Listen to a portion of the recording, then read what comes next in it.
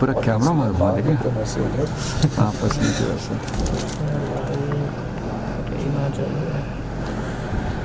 Soft चालू किया यहाँ पे एक बार सबको मिठाई दे थैंक यू बस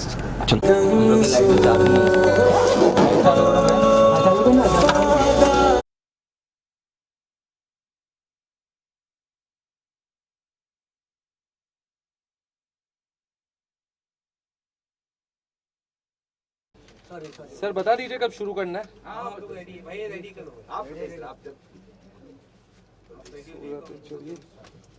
ये लोग क्या मोनेटाइजेशन के चक्कर में इन सब लोगों को चलिए थोड़ा सा लुक दीजिए एक वीडियो बना के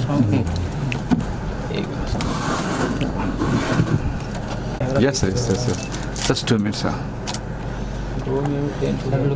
टॉवल जरा नीचे आपके पैर के पास टॉवल है उसको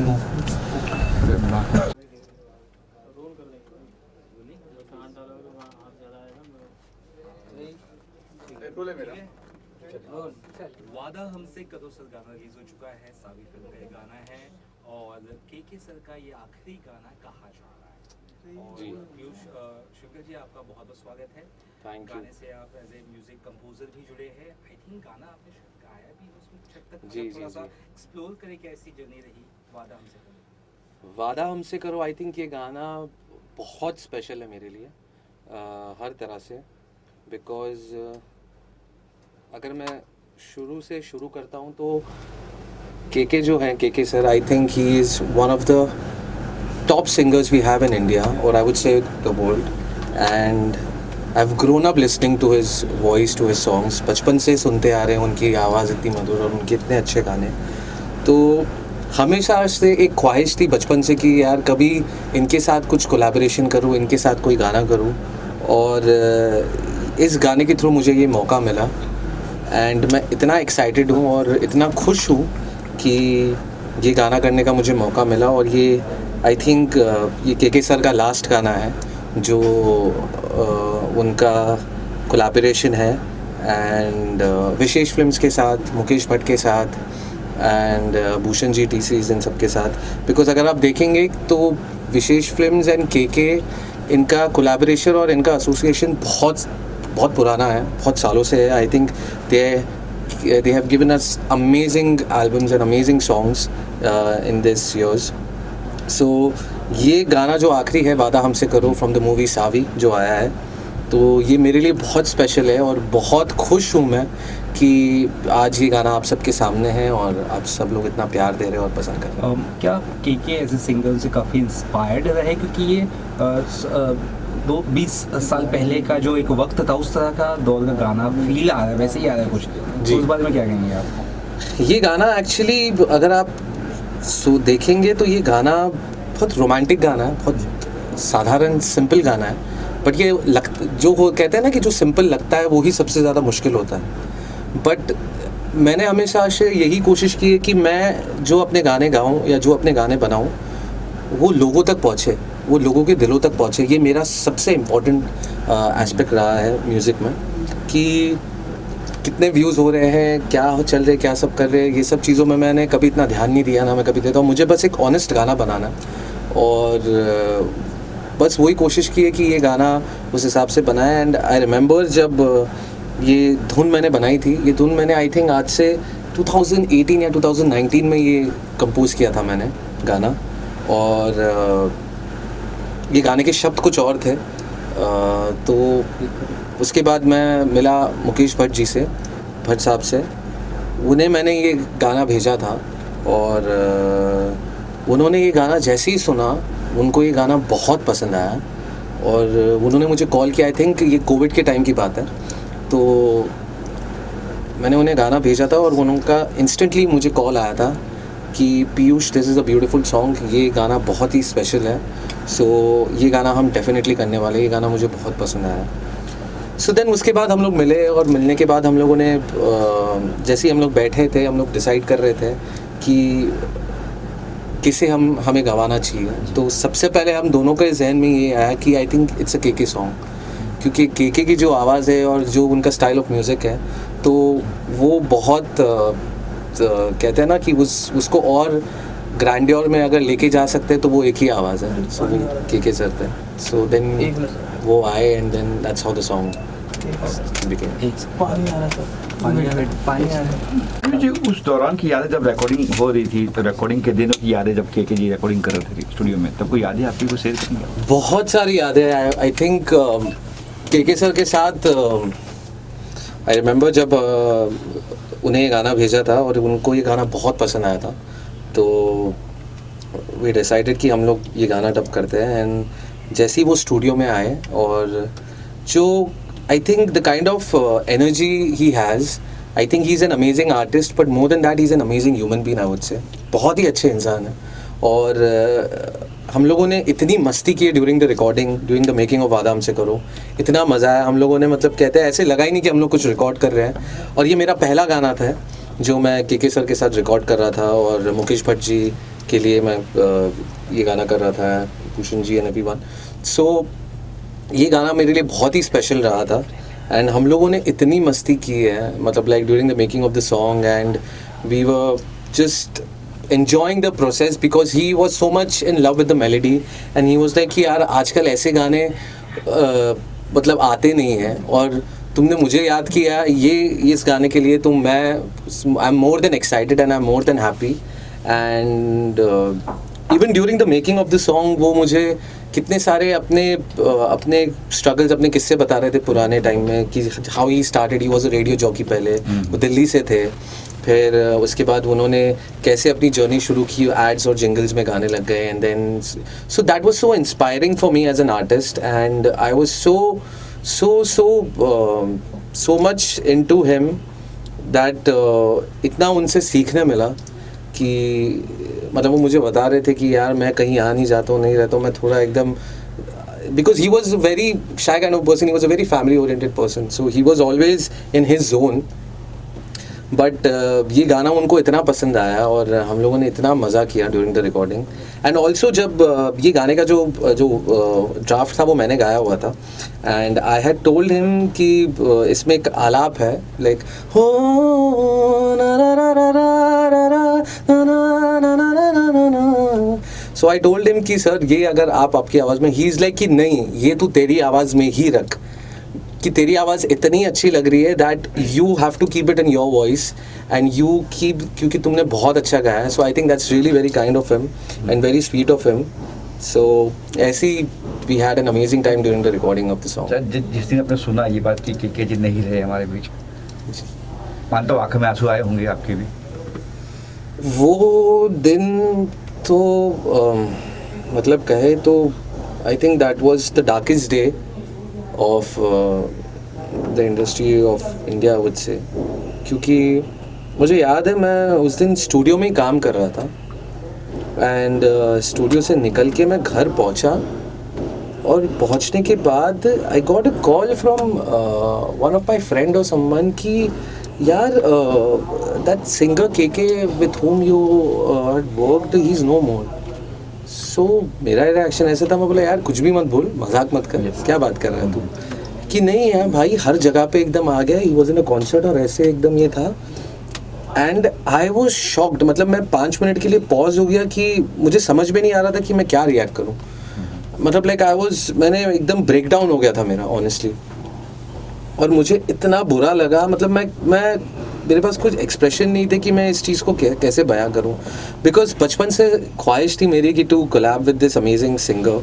एंड ये मेरा पहला और आखिरी गाना ही रह गया उनके साथ. तो मतलब कहते हैं ना कि बहुत बहुत बहुत बहुत ख़राब दिन था वो, बहुत ख़राब टाइम था आई वुड से. बट उसी एंड मैं आपको एक चीज़ और बताता हूँ कि इस गाने में 3 वर्जन है. सो जो एक फर्स्ट वर्जन है वो के सर ने गाया हुआ है, जो सेकंड और थर्ड वर्जन है which is the reprise and sad version, वो मैंने गाया हुआ है. सो हमारा ऐसा था कि जिस दिन हम लोगों ने रिकॉर्ड किया था, उसके रिकॉर्ड के बाद we were suppose to record another song जो इस मूवी का सैड वर्जन था, वो उनकी आवाज़ में वो गाने वाले थे. तो हमने ऐसे सोचा कि ठीक है अभी टाइम है तो हम लोग आगे आराम से कर लेंगे, उसको रिकॉर्ड कर लेंगे. बट जैसे ही ये न्यूज़ आई और ये हुआ तो बहुत ही मतलब कहते हैं ना कि वो अधूरा सा ही रह गया, वो पूरा हो नहीं पाया. But I think his blessings and his love is there always. And हमें मतलब कहते हैं ना, सी वो इमॉर्टल है, ही इज़ फॉर एवर. उनकी आवाज़ हो, उनके गाने हो, वो ज़िंदगी भर जिंदा रहेंगे. मेरी जनरेशन लेके आने वाली जो भी जनरेशन है जितनी है, he live on for ever. तो मैं यही चाहता हूँ कि लोग मतलब जितने भी उनके फैंस हैं और वो सब है, वो सब बस उन्हें अच्छी मेमोरीज़ की तरह याद करें उनके गानों के थ्रू, और उनकी इस लाइफ को बस खाली रिमेंबर करें और एंजॉय करें कि वो जहाँ पे भी है वो हमारे साथ है, और उनके गाने हम ऐसे ही सुनते रहे और ऐसे ही हम जनरेशन तक पहुँचा सकें. तो पीयूष, आपने इस फिल्म में एक ही गाना दिया है, कुछ और भी गाना दिए? कि फिल्म की बात है तो ये मूवी में मेरा एक ही गाना था, बिकॉज ये बहुत सीरियस मूवी है, जैसा कि आपको पता है, सावी, जिसमें दिव्या खोसला कुमार जी है, हर्षवर्धन राणे जी है, अनिल कपूर जी है, and it's been directed by Abhinay Deo sir.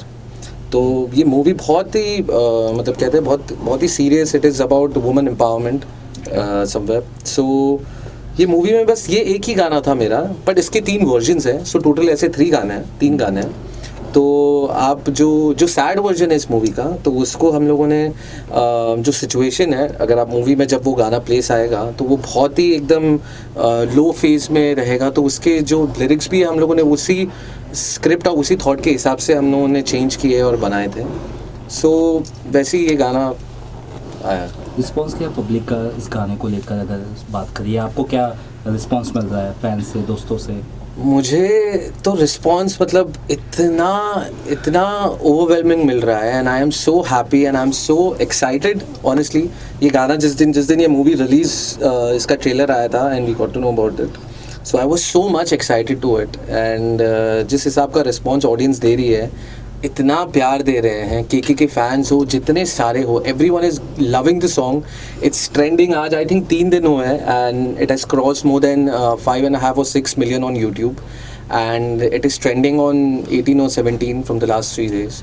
और अगर आप Spotify और यहाँ पे भी देखो तो हर जगह पे उसकी स्ट्रीमिंग्स एकदम बढ़ी रही है, और लोग बहुत प्यार दे रहे हैं. बहुत अच्छा गाना जितना ब्यूटीफुल है उतना विजुअली बहुत कैप्टिवेटिंग है. तो वो कितना आपको अच्छा लगा कि आपके गाने को इतना बढ़िया तरह से पिक्चराइज किया गया है? वो भी आपको एक अच्छी फीलिंग देता होगा. एब्सोल्युटली. इसी गाने में सबसे ज़्यादा इम्पोर्टेंट ये होता है कि गाने को एक करेक्ट वो फिल्मिंग मिले. बिकॉज अगर वो आजकल कहते हैं ना कि आपने वो गाना देखा क्या, ये नहीं कहते कि गाना सुना क्या, क्योंकि आजकल मतलब कहते हैं ना, visual has become, it is always been very important. And specially अगर आप देखेंगे तो I think I would give credit to Abhinay Deo sir, who is the director of the film. I think उन्होंने जिस हिसाब से इमोशंस कैप्चर किए इस मूवी में, और ये गाने के सिचुएशन और ये गाने की जो लिरिक्स है उसी के हिसाब से उन्होंने वो पूरा पिक्चराइजेशन किया है ऑफ द सॉन्ग. सो बहुत ही ब्यूटीफुल है, and I am so happy that इसके विजुअल्स भी बहुत अच्छे आए हैं. और ऐसा लग रहा है कि बॉलीवुड में बहुत वक्त के बाद एक अच्छी मेलोडियस सॉन्ग आया है, ये भी कह सकते हैं हम इस गाने से. जी. और ये स्टोरी लाइन में काफ़ी फिट बैठता है, जैसे आपने कहा. तो रियली ये स्टोरी से जुड़ा हुआ है फिल्म के, कि बस ऐसे ही डाला गया गाना? नहीं, ये गाना एक्चुअली ऐसा था कि ये गाना जब ये मूवी बन रही थी, तो मैं और Abhinay Deo sir and Mukesh ji and everyone, the whole team, so we were sitting, we sat on the song and everything. So इस गाने में अब हमारा ऐसा था कि हम डेफिनेटली चेंज करेंगे अगर कोई लिरिक्स कुछ ये लगता है, लेकिन वो पॉसिबल था नहीं क्योंकि के सर रहे नहीं. तो उनकी आवाज़ और वो तो मतलब कहते हैं वो हमें चेंज नहीं करना था ना, ऑब्वियसली ना उससे हमें कुछ भी कुछ डिफरेंट करना था. बट हम लोगों ने वही स्टोरी और सिचुएशन के हिसाब से, बिकॉज पहले इस गाने के जो लिरिक्स थे वो थे कि पहली मोहब्बत मेरी तुम्हारी, जो भी हो होने दो, मेरी हवाएं तेरी खुशबू, दोनों को नहीं तो something like that was the lyrics. But फिर उसके बाद हम लोगों ने उस गाने को चेंज किया, and I would give big credit to mister Rashmi Virag who has written the song. बहुत ही ब्यूटीफुली उन्होंने लिखा है इस गाने को, एंड मेरा और उनका कोलैबोरेशन हैज़ बीन अमेजिंग. चाहे वो आर्टिकल 15 से हो, नैना ये हो, या अभी मेरा जो पिछला गाना आया था भूल जा विद अरिजीत विद भूषण जी, सो वो गाना भी उन्होंने ही लिखा हुआ था. तो बहुत ही स्पेशल उन्होंने पूरी टीम ने साथ में बनाया है. और सिचुएशन के हिसाब से हम लोगों ने जो रिप्राइज और जो सैड वर्जन है उसको हम लोगों के लिरिक्स वही चीज के, क्योंकि वो सिचुएशन के मूवी में और क्या पैथोस क्रिएट करती है उसके accordingly we changed and made the craft of the song. Tell us about one more thing, film release होने वाली है तो एक्साइटमेंट कितना है और क्या लग रहा है? आई थिंक सी नर्वसनेस तो डेफिनेटली रहती है, बट आप सब लोगों का प्यार है and I think the audience is giving a lot of love and बहुत टाइम बाद मतलब कहते हैं ना कि एक वुमेन एम्पावरमेंट के ऊपर जिस हिसाब से जो मूवी आ रही है एंड जो सावी जो मूवी 31 मई को रिलीज़ हो रही है, सो काफ़ी एक्साइटेड भी हूँ, नर्वस भी हूँ कि लोग बस बहुत सारा प्यार दे जैसे वो हमेशा देते हैं एंड थिएटर में जाइए एंड मूवी देखिए एंड आई एम श्योर आप सब लोगों को ये मूवी डेफिनेटली पसंद आएगी। I think it's one of the best work of Divya Khosla Kumar ji. I think she has done an amazing job and even Harshvardhan and Anil Kapoor ji is a legend I would say. So ये movie I think would be a masterpiece and a memory and a movie to remember for everyone. इसके अलावा कुछ और project आपके कुछ आने वाले? इसके बाद और प्रोजेक्ट है, इसके बाद I am doing a lot of, I am doing movies, I am doing independent songs. अभी Arijit and Shreya Ghoshal ji they have sung another song for me, तो that is also coming for a movie, वो भी जल्दी आने वाला है आप सब लोगों के बीच। फिर उसी के बाद मैं अभी एक और आई थिंक मैं आज पहले अभी अनाउंस कर रहा हूँ, मैं राहत फ़तेह अली खान साहब के साथ एक गाना कर रहा हूँ, तो उनके साथ में भी एक कोलैबोरेशन है वो आ रही है। देन उसी के साथ और भी बहुत सारे गाने हैं, lot of things are happening, lot of things are going down. उसी के साथ साथ मैं अपना एक independent music, because I belong from Jaipur gharana of music, so बचपन से ही मतलब like I play more than 20 instruments. So मैं चाहे तबला हो, ढोलक हो, ड्रम्स हो, पर्कशंस हो, बचपन से ही I belong from this gharana and बहुत ही I am very happy and very glad that along with the Bollywood music I am going to be getting some independent music, something of my own, of my space, and I'm sure लोगों को वो पसंद आएगा। और singing आप करते हैं, music आप बनाते बढ़िया, और क्या एक्टिंग में भी सोच रहे हैं कुछ? एक्टिंग का तो पता नहीं honestly, but surely I think I would definitely feature in one of my videos in the future, of course in independent music, in the independent space. I am actually looking forward to it and I am planning, lot of things are going on. So उसी हिसाब से बस कोशिश कर रहे कि जब भी आए तो ऐसा है कि लोग उसको सराहें। सो बस वही चीज़ है, वही कोशिश है चल रही है, दैट इट हैज़, जो भी आए it has to be the best. So वही कोशिश में है and I think people will like it. Thank you so much, है ना, थैंक यू। यस।